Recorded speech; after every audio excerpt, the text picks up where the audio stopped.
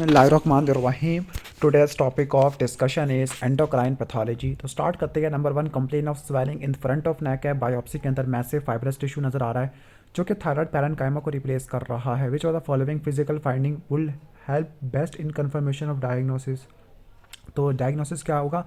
पहली बात की है कि 70 ईयर्स की स्वेलिंग है तो मोस्ट प्रोबेबली क्या हो सकता है, ये कैंसर हो सकता है। ओके, वो भी पैपिलरी या दूसरे टाइप के कैंसर। याद करना कि थायराइड के 4 टाइप के कैंसर होते हैं, पैपिलरी, फॉलिकुलर, एनाप्लास्टिक और मेडुलरी।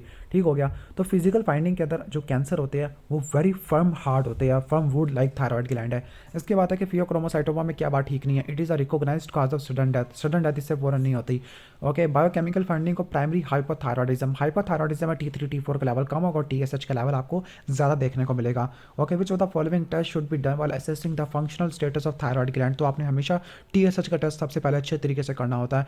नेक्स्ट है कि एसेंशियल हाइपरटेंशन के बारे में क्या बात ठीक है। एसेंशियल हाइपरटेंशन की वजह से किडनी के अंदर आर्ट्रियोलर चेंजेस प्रोड्यूस होना शुरू हो जाती है। टाइप 1 और टाइप 2 को डिफरेंशिएट करने के लिए आपने क्या करना होता है, आपने इंसुलिन के लेवल को देखना होता है। टाइप 1 में इंसुलिन कम होती है, टाइप 2 में ज़्यादा या नॉर्मल देखने को मिल सकती है। हाँ, लेट स्टेजेस के अंदर कम हो जाती है।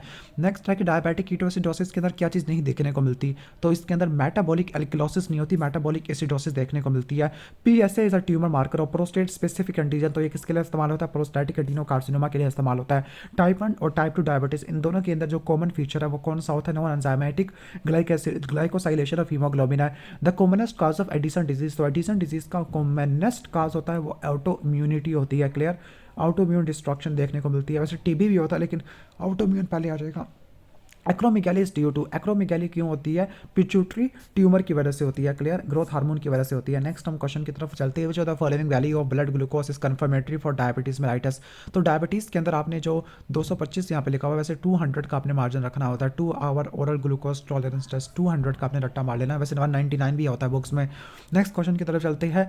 Increase sweating, weight loss, tremor है, इसका मतलब थायरोटॉक्सिकोसिस, हाइपरथायरॉयडिज्म है। तो उसमें TSH का लेवल रिलेटिवली कम देखने को मिलेगा। जो the following are true about Cushing syndrome except Cushing syndrome, it is associated with oat cell carcinoma. Okay, ये बात ठीक नहीं है। ACTH ADH, वैसे ये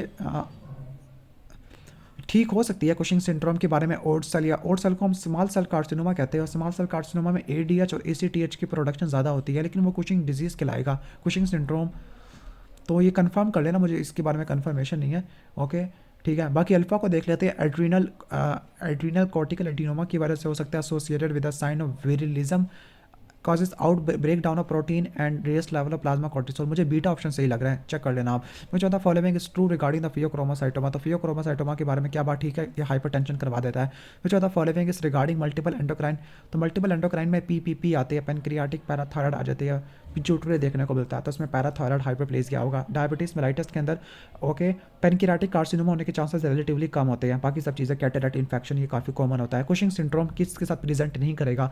तो जो ब्रोंस या हाइपर पिगमेंटेशन ऑफ स्किन होती है, ये इसमें आपको देखने को कुशिंग सिंड्रोम में देखने को नहीं मिलती होती। आपने कमेंट्स में बताना है कि ब्रोंस या हाइपर पिगमेंटेड स्किन ये किस कंडीशन में देखने को मिलती है। ये ब्रोंस डायबिटीज़ का तो आपने सुना होगा। इसके बाद विच of the following is true regarding the Edison disease. तो एडिसन को हम प्राइमरी क्रॉनिक एड्रीनल इंसफिशिएंसी भी कहते हैं, ऑटो इम्यून डिजीज की वजह से होती है, एक्रोमेगाली ग्रोथ हार्मोन की वजह से होती है। ऑस्टियोपोरोसिस के अंदर क्या बात ठीक है या क्या? Following are the causes of osteoporosis except, तो BMR आपका कॉजेज के अंदर नहीं आ सकता ऑस्टियोपोरोसिस का। Physical activity, vitamin D, PTH, calcium intake, ये सब चीज़ें आ जाती है। नेक्स्ट है 22 MCQ है कि 22 MCQ के अंदर है कि हीट इंटॉलरेंट है, मतलब उसको हाइपर थायरॉयडिज्म हो गया, थायरोटॉक्सिकोसिस हो गया है, तो इसके अंदर TSH का लेवल कम देखने को मिलता है। नेक्स्ट क्वेश्चन की तरफ आ जाते हैं। कन्फर्मेटरी या कन्फर्मेटरी में वही 2 आवर OGTT 225 का आना चाहिए। हाशिमोटो वाले पेशेंट में 20 सेल नॉन हॉजकिन लिम्फोमा के चांसेस काफ़ी ज़्यादा होते हैं। Orphan NEI nucleus intra nuclear inclusion groups ये आपको पेपिलरी कैंसर में देखने को मिलते हैं। इम्पेयर्ड ग्लूकोज टॉलरेंस वाले पेशेंट होते हैं, इसमें कार्डियोवास्कुलर डिजीज होने के चांसेस काफ़ी ज़्यादा होते हैं। कुशिंग सिंड्रोम में ग्लूकोकॉर्टिकॉइड इफेक्ट इंड्यूस मिमिक करते हैं किस चीज़ को? डायबिटीज मेलाइटस को, यानी हाइपरग्लाइसीमिया वगैरह देखने को मिलता होता है उनमें। विच ऑफ द फॉलोइंग में लीड टू हाइपरप्रोलैक्टिनियमा एक्सेप्ट, तो हाइपरप्रोलैक्टिनियमा किस में नहीं हो सकता? क्लियर, तो गोनाडोट्रोपिन ये सप्रेस करते होते हैं। Hyper function of anterior pituitary result in, तो उसकी वजह से क्या हो सकता है? जाइजेंटिज्म, बच्चों के अंदर प्री प्यूबर्टन में जाइजेंटिज्म और बड़ों में एक्रोमेगाली वगैरह हो सकती है। नेक्स्ट हम चलते हैं। वेट गेन कॉल्ड इंटॉलरेंस, मतलब हाइपोथायरॉयडिज्म है, तो इसमें आपने TSH के लेवल को चेक करना होता है, फंक्शनल डिसऑर्डर को। First test for screening is this. इसके बाद HbA1c या HbA1c 6.5 का आपने मार्जिन रखना होता है, इससे ज़्यादा हो तो आपने डायबिटीज मेलाइटस को देख लेना है।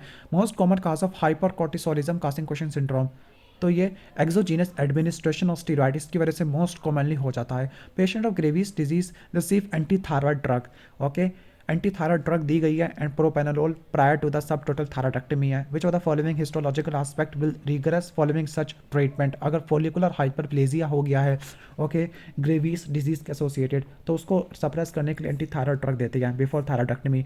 ओके, नेक्स्ट क्वेश्चन की तरफ चलते हैं। Which of the following tissue is most likely to site of extra adrenal pheochromocytoma, तो वो पैरा गैंग्लिया होता है जिसको पैरा गैंग्लियोमा बोलते होते हैं। नेक्स्ट क्वेश्चन की तरफ चलते हैं। टोटल थायराइडेक्टमी परफॉर्म की गई है, लेकिन पता है कि थायराइडेक्टमी के साथ पैरा थायराइड को भी निकाल देते हैं, तो हाइपोकैल्सीमिया हो जाएगा, उसकी वजह से टेटनी वगैरह टिंगलिंग सेंसेशन क्रिएट हो जाती है। पोलीयूरिया, पोलीडिप्सिया, सब चीज़ें लिखी हुई है।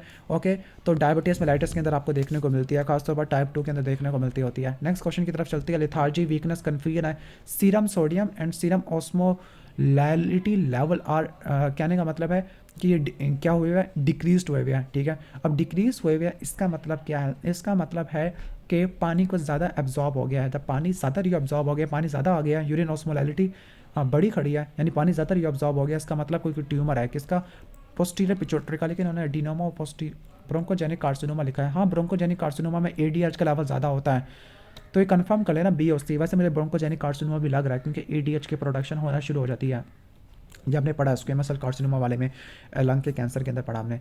तो इसके बाद हम आगे चलते हैं। नेक्स्ट है हाइपरग्लाइसीमिया है, डायबिटीज मेलाइटस टाइप 2 है, और सेकेंडरी हाइपरलिपिडीमिया। सेकेंडरी हाइपरलिपिडीमिया में एलडीएल का लेवल रिलेटिवली ज़्यादा देखने को मिलेगा। विच of the following hypothalamic hormone है नेगेटिव इफेक्ट ऑन प्रोलैक्टिन, तो नेगेटिव के लिए कौन से आते हैं हमारे, डोपामीन को जो इनहिबिट करता होता है सिक्रेशन को। विच of the following is not a feature of uncontrolled diabetes, तो अनकंट्रोल्ड डायबिटीज के अंदर एनीमिया नहीं होगा, बाकी पोलीयूरिया, पोलीडिप्सिया, पोलीफीजिया और डिलेड वुंड हीलिंग देखने को मिलती है। Which of the following is the common cause of Cushing syndrome, तो एक्सोजीनस कॉर्टिकोस्टेरॉइड थेरेपी है। एडिसन डिजीज के बारे में क्या बात, ठीक है, इसको प्राइमरी क्रोनिक एड्रिनल इनसफिशिएंसी कहते हैं। Name of first line drug for TFT, तो वो टीएसएच आ जाएगा।